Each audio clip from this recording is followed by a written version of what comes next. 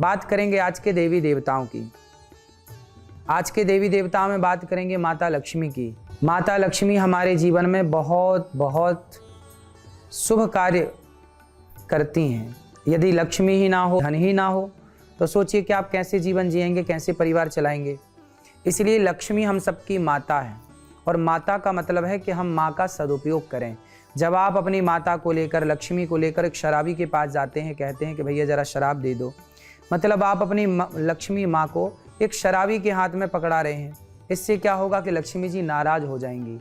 आज समाज में आपने देखा होगा, जो लोग लक्ष्मी का दुरुपयोग करते हैं ना, वो लक्ष्मी के लिए तरसते जरूर हैं। लक्ष्मी सदा उन पर बरसती हैं, माँ उन पर कृपा करती हैं जो लक्ष्मी का सदुपयोग करते हैं। यदि आपने लक्ष्मी का सदुपयोग किया है तो आपके घर में कभी किसी चीज़ की कमी हो ही नहीं सकती।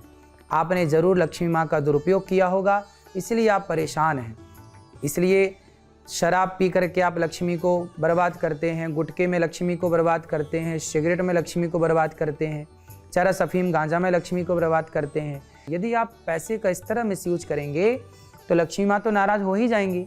लक्ष्मी माँ आपकी माँ है और माँ की रोज़ सेवा करनी चाहिए। माँ कैसे प्रसन्न होगी?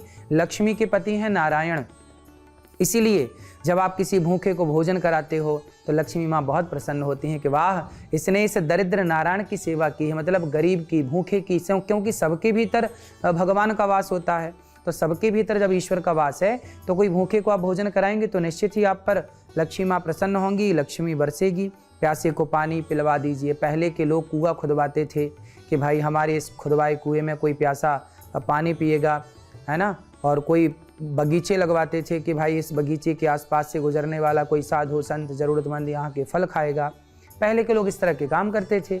आपको भी करना चाहिए कि भगवान ने कृपा की है, लक्ष्मी है, तो कहते हैं दान करे धन ना घटे, जो सहाय रघुवीर, पक्षी के पानी पिए घटे न सरिता नीर। जैसे पक्षी पानी पीता है नदियों का, तो नदियों का पानी कम नहीं होता। उसी तरह जब आप दान करते हैं, किसी भूखे को भोजन कराते हैं, इसलिए गौरी गोपाल आश्रम में जो अखंड भोजन की सेवा चलती है, 30,000 लोग जो प्रसाद पाते हैं, वृद्ध माओं की सेवा होती है। आप भी इन सेवाओं से अपने आप को जोड़ सकते हैं। आपके आसपास कोई गरीब है, भूखा है, प्यासा है, आप उसकी भी सेवा कर सकते हैं। लक्ष्मी माँ बहुत प्रसन्न होती है इस काम से। गाय को चारा दीजिए, रोटी दीजिए, गाय की सेवा करिए। कोई कुत्ता बीमार पड़ा है, उस कुत्ते की दवाई कराइए, उसको उपचार दीजिए, उसे रोटी दीजिए, सबकी मदद करिए। बंदर है, कुत्ता है, पक्षी है, पशु है, चींटी है, मनुष्य है, स्त्री है, पुरुष है, सबकी सेवा करने से लक्ष्मी माँ बहुत प्रसन्न होती हैं। और जो कहते हैं ना सबका ख्याल रखता है, उसका ख्याल भगवान रखते ही रखते हैं। इसलिए आप सबका ख्याल रखें, सबको सुखी रखें, सबको प्रसन्न रखें। जब आप सबको प्रसन्न रखेंगे तो भगवान आपको प्रसन्न रखेंगे। आज का वार्तालाप, सोनीपत से अजीत जी का सवाल है कि महाराज जी, अगर मैं आलसी हूँ और पैसा नहीं कमा पाता तो ये तो भगवान के कारण हुआ ना, क्योंकि वो जो चाहते हैं वही होता है, फिर इसमें मेरा क्या दोष है? भाई बात ऐसा है अजीत जी कि आप ही दोषी हैं। क्यों? भगवान ने कब कहा कि आप आलसी बनो? कर्म, भगवान कहते हैं गीता में, कर्मण्येवाधिकारस्ते मा फलेषु कदाचन। तू कर्म कर। आपने कर्म क्यों नहीं किया? जब आप अपना कर्म बेहतर तरीके से करेंगे तो लक्ष्मी माँ तो आप पे बरसेंगी। आप कर्म ही नहीं करेंगे, काम ही नहीं करेंगे, आप आलसी हैं। अपने आलस्य को त्यागिए। भगवान दोषी नहीं है, आप ही दोषी हैं, है ना। भगवान ने थोड़ी कहा कि तुम पड़े रहो। भगवान ने तो आपको हाथ पांव दिए हैं, चलने के लिए चलो। हाथ दिए हैं काम करने के लिए, करो। अब हाथ दिए हैं काम करने के, पांव दिए हैं चलने के लिए, फिर भी आप पड़े हैं और फिर भी आप कह रहे हैं दोष भगवान का है। दोष ईश्वर का नहीं होता। को न काहू को सुख दुख कर दाता, निज कृत कर्म भोग सब भ्राता। हर व्यक्ति अपने किए का कर्म भोगता है, ईश्वर कोई दोष नहीं अपने ऊपर रखते। इसलिए आलस्य त्यागिए, मेहनत करिए, कार्य करिए, आप सफल जरूर होंगे। जो व्यक्ति मेहनत करता है वही सफल होता है। बात करेंगे आज के गुरु मंत्र की। श्रीम ह्रीम श्रीम ओम महालक्ष्मी नमः। इस मंत्र का आप जाप करेंगे, निश्चित ही माँ लक्ष्मी की कृपा पर बनी रहेगी और बरसेगी। इसलिए आप इन मंत्रों का जाप करें और हिरण्यवर्णाम हरणीम स्वर्ण रजतस्रजाम चंद्राम हिरण्मयीम लक्ष्मीम जात वेदो माँ आवहा, इन मंत्रों से माँ भगवती को प्रसन्न कर सकते हैं। इस तरह आप माँ लक्ष्मी को आप प्रसन्न करना चाहते हैं तो आप श्रीमन्नारायण श्रीमन्नारायण का भी जाप कर सकते हैं। जब आप श्रीमन्नारायण का जाप करेंगे तो निश्चित भगवान की कृपा पर बनी रहेगी।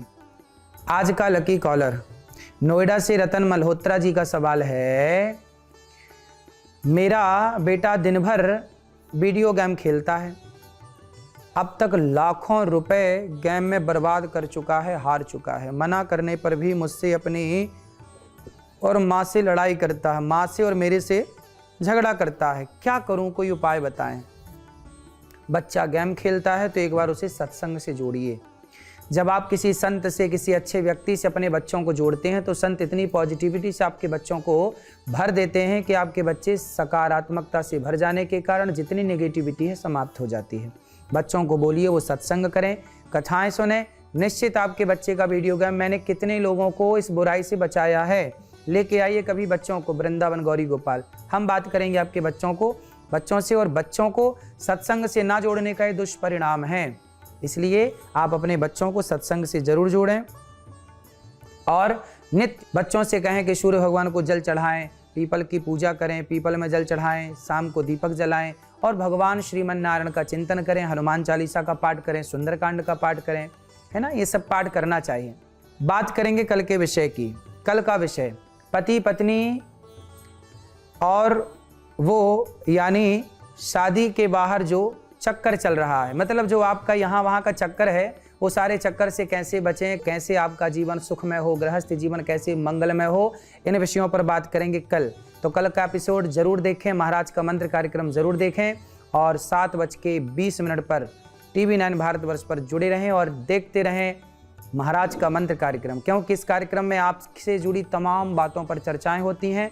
आते रहिए, गौरी गोपाल वृंदावन की सेवाओं से जुड़े रहिए, अपना ख्याल रखिए, सुखी और स्वस्थ रहिए। राधे राधे।